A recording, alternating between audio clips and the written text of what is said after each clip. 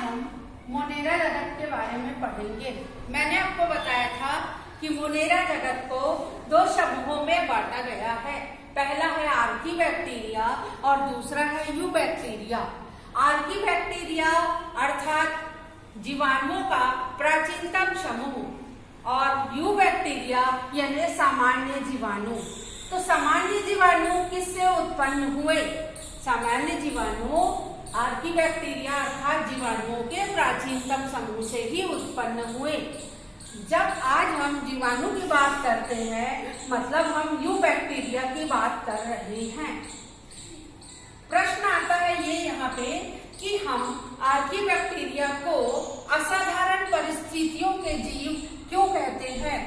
क्या खास बात है आर्कीबैक्टीरिया में? आप इसका संधि विच्छेद करिए। आर्की का मतलब होता है प्रारंभ से और बैक्टीरिया का मतलब होता है जीवाणु। तो प्रारंभ से का मतलब जब इस पुरानी पृथ्वी पर जीवन की उत्पत्ति नहीं हुई थी या जीवन की उत्पत्ति होने वाली थी तो पहले यही बने थे। तो पुरानी पृथ्वी में जब जीवन की उत्पत्ति हुई तब से लेकर और आज तक ये मौजूद है। इसीलिए हम इसको जीवाणुओं का प्राचीनतम समूह कहते हैं। प्रश्न आता है कि इसे हम असाधारण परिस्थितियों के जीव क्यों कहते हैं? तो इसका देखो 10 पॉइंट में उत्तर है।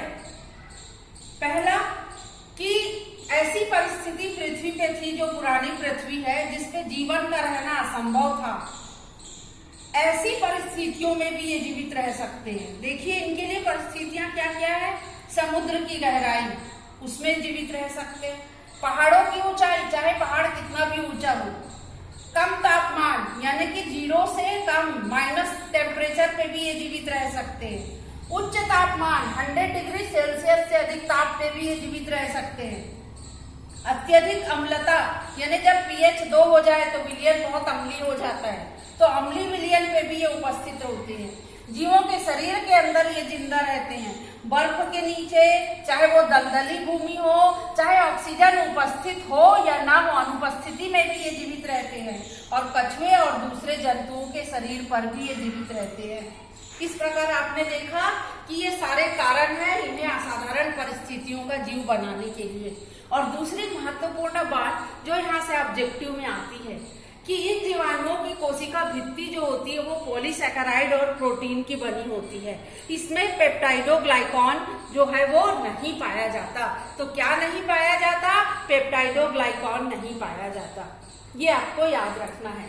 अब हम आगे इसका वर्गीकरण पढ़ेंगे। आर्कीबैक्टीरिया को कितने भागों में बांटा गया है? आर्कीबैक्टीरिया को 3 भागों में बांटा गया है। मैथेनोजेंस, हेलोफिल्स, थर्मोएसिडोफिल्स। अब हम ये जानेंगे कि हम इसे मैथेनोजेंस क्यों कहते हैं। मैथेनोजेंस जो है एक प्रकार का अवायवीय जीवाणु है। इससे तात्पर्य कि अगर ऑक्सीजन नहीं भी है तो ये यहाँ जीवित रह सकते हैं। इस जीवाणु का नाम मैथेनोजेंस क्यों पड़ा? क्योंकि ये कार्बन डाइऑक्साइड या फॉर्मिक अम्ल का अपघटन करके मीथेन गैस पैदा करते हैं। चूंकि ये मीथेन गैस पैदा करते हैं इसलिए ये मैथेनोजेंस हैं। और कहाँ पाए जाते हैं? दलदली भूमि में और पशुओं के प्रथम अमाशय में। पशुओं के प्रथम अमाशय को रुमेन कहा जाता है। आपने जुगाली करने वाले पशुओं को देखा होगा। जुगाली करने वाले पशुओं के जो है वो भोजन को जल्दी जल्दी निगल के रुमेन में जमा रखते हैं फिर उसको वापस मुंह में लाकर चबाते हैं। तो चूंकि उनके भोजन में सेल्यूलोज बहुत अधिक होता है तो सेल्यूलोज का किण्वन करने के लिए ये जीवाणु वहां रहते हैं रुमेन में। और बायोगैस प्लांट के बारे में आप जानते हैं कि बायोगैस का मुख्य अवयव क्या है? Methane gas. तो बायोगैस प्लांट में जो मीथेन गैस फॉर्मेशन होता है वो किसके द्वारा होता है? इसी बैक्टीरिया के द्वारा होता है जिसे हम मिथेनोबैक्टीरिया कहते हैं। तो मीथेन उत्पन्न करने के कारण इसका नाम मिथेनोजेंस पड़ा। सेकंड है हेलोफिल्स। हेलो का मतलब होता है लवण। तो जिस जगह पर नमक या लवण की अधिक सांद्रता होती है वहां जो बैक्टीरिया पाए जाते हैं वो हेलोफिल्स कहलाते हैं। चूंकि ये बैक्टीरिया प्रकाश में रहते हैं इसके अंदर एक बैंगनी रंग का वर्णक उत्पन्न हो जाता है और ये बैंगनी वर्णक प्रकाश का उपयोग करके एटीपी का संश्लेषण करता है। एटीपी यानी इसको ऊर्जा चाहिए एटीपी से मिलेगी पर ये प्रकाश संश्लेषण कॉन्सेंट्रेशन से डिफरेंट है। यहाँ सूर्य का प्रकाश है पर क्लोरोफिल नहीं है। वर्णक कौन सा है? बैगनी रंग का। इसका उदाहरण है हेलोबैक्टीरिया। और तीसरा है थर्मो एसिडोफिल्स। तो थर्मो का मतलब होता है तापमान और एसिडो का मतलब होता है एसिड। तो ऐसे बैक्टीरिया कहाँ पाए जाते हैं? ये वायवीय भी होते हैं, यानी ऑक्सीजन की उपस्थिति में भी जीवित रहते हैं। अवायवीय भी होते हैं, ऑक्सीजन की अनुपस्थिति में भी जीवित रहते हैं। गर्म पानी के झरनों में पाए जाते हैं, गंधक युक्त झरनों में पाए जाते हैं। गंधक का मतलब होता है सल्फर, और गंधक को सल्फ्यूरिक अम्ल में बदलते। चूंकि अम्ल में बदलते और अम्ल को हम एसिड बोलते, इसलिए इसका नाम थर्मो एसिडोफिल्स है। तो ये है आपका आर्कीबैक्टीरिया।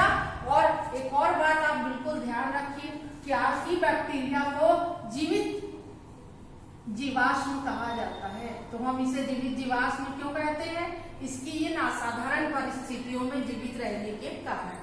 तो आज की वीडियो में बस इतना ही।